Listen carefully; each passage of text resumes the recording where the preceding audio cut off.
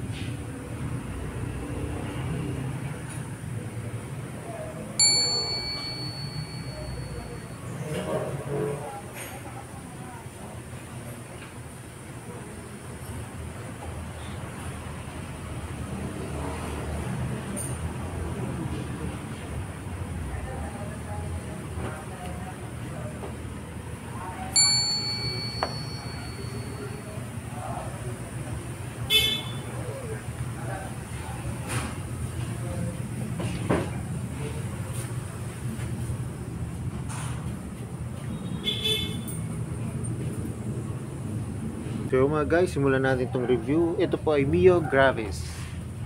Ayan, matte brown po ang kulay nito mga guys.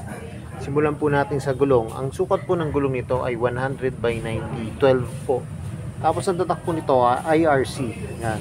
Kita nyo naman mga guys, yung kanyang disc brake, ang ganda po, laki. Ayan. Tapos yung kanyang front shock po ay matte black. Tapos yung kanyang brake caliper po ay matte black din po. Yung spike po ng gulong, kita nyo, ang ganda po. Talagang makapit po ito kahit madulas po yung kalsada o mabuhangin po. Tapos mga guys, ito po yung inyong fender yan. Yung front fender niya po ay matte brown po. Yan. Tapos mga guys, LED na po ito ha. Yung headlight po nito ay LED. Tapos yung kanyang signal light po ay bulb type. Yan. Tapos mga guys, kita nyo naman ang mags ito. Talagang ganda po ng mags yan. Glossy po na black. Tapos meron siya ritong Gravis na nakalagay po. Yan. Ano po siya? Decals po siya. Tapos ito po yung logo ng Yamaha. Saka dito may decals po ng Mio. Tapos tignan naman natin yung likod na gulong mga guys. Yan.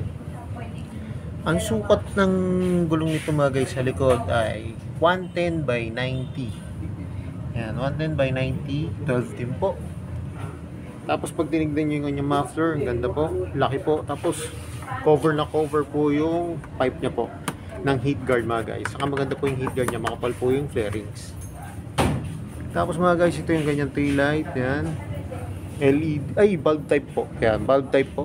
Pati yung kanyang signal light, yan, bulb type din po. Tapos ito po, may reflector po dito mga guys. Yan. Tapos yung kanyang fender, malaki po. Yan, yung lagay ng plaka. Yan, malaki po. Tapos napunta tayo dito sa kanyang body. Ito po yung body niya. Yan. May naka ano po dito ng decals na Mio Gravis. Yan. Ano po ito eh, emblem po. Yan. Tapos ito po yung decals niya.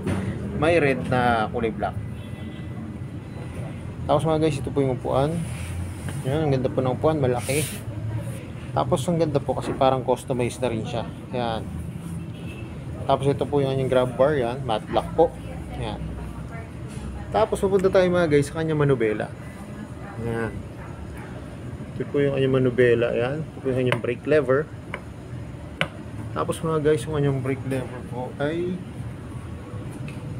merong special feature po. Ayan. May safety feature po siya. Ayan. Pwede nyo po siya i-lock. Ayan. Pag na-press down nyo po, tapos pinindot nyo, ayan. Lock na po siya mga guys. Tapos para i-release nyo, ayan. Ganito lang po. Ayan. Mga guys, ito yung function ng manubela. High and low, signal light, tapos ito po yung busina. Tapos may idling system po siya. Yan. Tapos ito po yung kanyang hazard. Meron din po siyang hazard. Yan. Tapos ito po yung kanyang ignition. Tapos yung kanyang throttle. Yan, lambot po. Tapos ito po yung ganyang brake lever. Tapos mga guys, blue core na po to ha. Yan. Tapos mga guys, ito na po yung kanyang gas tank. Yan. Wala na po sa ilalim ng upuan. Ito po yung kanyang gas tank. Tapos mga guys, meron na rin siyang USB port. Ito po yung kanyang susian. Bali po yung fuel, tapos yung seat niya po, dipindot na lang po dito. Pagka na-open nyo na po, pagka ano nyo na po yung susi. Tapos may packet po siya rito. Yan, malalim po. Kasya po dito, bottled water, saka phone, tapos wallet po, kasya po. Tapos may division po siya. Para po, pag nilusot nyo yung cellphone nyo, naka-steady lang po siya dito. Tapos, ito po, mayroon po siya rito lagay ng helmet. Yan.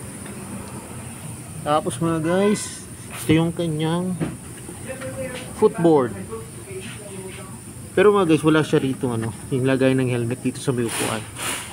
Tapos mga guys, ito yung kanyang footboard. Yan. Malaki din po. Yan. Tama-tama po. Kaso nga pag may binamili kayo, pag sinabi nyo, pag bulky po siya, para makipot na po. Yan. Makipot na po siya dito. Kaya dapat, pwede po to, lagyan lang yung mga napasok sa school, yung mga backpack yan. Kasyang-kasya po dito. Tapos yung kanyang footboard po, yan nakapit din po. Maganda po yung spike. Tapos yung kanyang angkasan po, ito po. Yan. Matibay din po. Saka maganda po yung design. Tapos yung kanyang side stand po ay glossy. Yung side stand po niya ay glossy na black. Pati yung kanyang center stand. Wala ito mga guys kickstart Wala po siyang kickstart. Tapos yung kanyang rear shock ay glossy na black. So yung mga guys, ito na ginabang ko. Masasakyan ko na itong Mio Gravis na matte brown. Para makita nyo kung ano yung tsura ko. Tapos mga guys, ito pala yung ganyang yung mukha niya. Ang ganda. Ang ganda ng design. Para kasing carbon. Yan.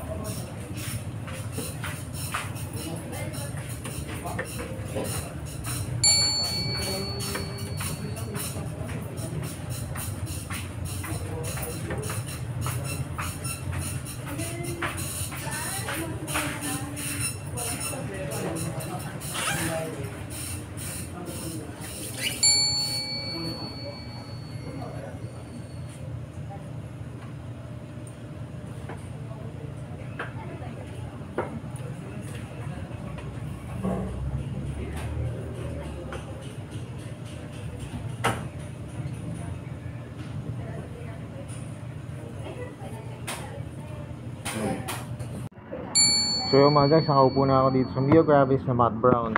Mga guys, ano na rin siya, yung Yamaha Motorcycle Connect. Yan, may connect na rin po to sa ating cellphone. Nakikita nyo, akin pa. Yan, napakalaki. Komportable po. Sa kami gagalawan po. Pwede rin po kayo mag-drive ng nakaganyan. Kung ganyan po ang komportable yung pagdadrive po, nakalapat po na ganito. Tapos mga guys, hindi ko nabanggit, ito pa nga palang gauge panel ito ay digital po. Yan, ganda rin po ng gauge panel ito mga guys. Mga liit lang siya, pero maganda naman po ang pagkakadesign mga guys. Tapos yung may logo po siya ng Yamaha. Tapos ito po yung kanyang pagsiselect para maayos nyo po yung gauge panel nyo. Yan. Tapos yung kanyang manubela, napakadali naman pong yung mga function yan, madali po maintindihan. Tapos yung pre, napaka-komportable po. Tapos kita nyo yung kamay ko, yan, straight lang po siya. Pero depende kung pwede nyo nakabend kayo, kasi mas maganda po yung nakabend po yung yung braso nyo pag nagde-drive. Saka mga guys, kung mapapansin nyo kanina, maganda kasi abot ko yung seg. Yan, pag ako yan nagta-traffic po, pwede nyo ilapat yung paa nyo. Tapos syempre upright siya. Yan. So yung mga guys, alam ko ito na yung naabangan nyo. Magkano ba ngayon itong Mio Gravis na matte brown? Tara, tignan natin yung price. So yung mga guys, dito po sa may Motor Trade, dito po sa may Yamaha National Highway, Barangay Platero, Biñang, Laguna. Ito po yung kanyang cash price. Ang cash price niya po ay 93,900. Tapos pag kukunin niyo po siya ng installment, ang down payment niya po ay 11,000. Tapos pag 3 years o 36 months, 4,223 pesos mga guys. Yan. Kasi mas maganda rin mga guys, makita nyo ng actual tong unit. Kaya kung malapit lang din po kayo dito sa may National Highway, Barangay Platero, Biñang, Laguna, dito sa may Yamaha po, pasyalan nyo na po mga guys. Tapos ang available po nila ng kulay dito ay Matte brown. Ito po parang green siya. Parang army green. Tapos ito po matte black. Yan. Tatlo po yung available nilang kulay ngayon. Ayun. So mga guys, hanggang dito na lang. Kung hindi pa kayo nakasubscribe sa akin, please hit the notification bell para updated kayo sa aking mga videos. Salamat nga po pala dito sa may Yamaha Motor Trade sa may National Highway Barangay Platero, Binyang, Laguna. At na-review ko po yung mga motor nyo. More sales to come. At gaya ng like ko sinasabi, ingat po palagi. Ride safe always and God bless po. Bye-bye!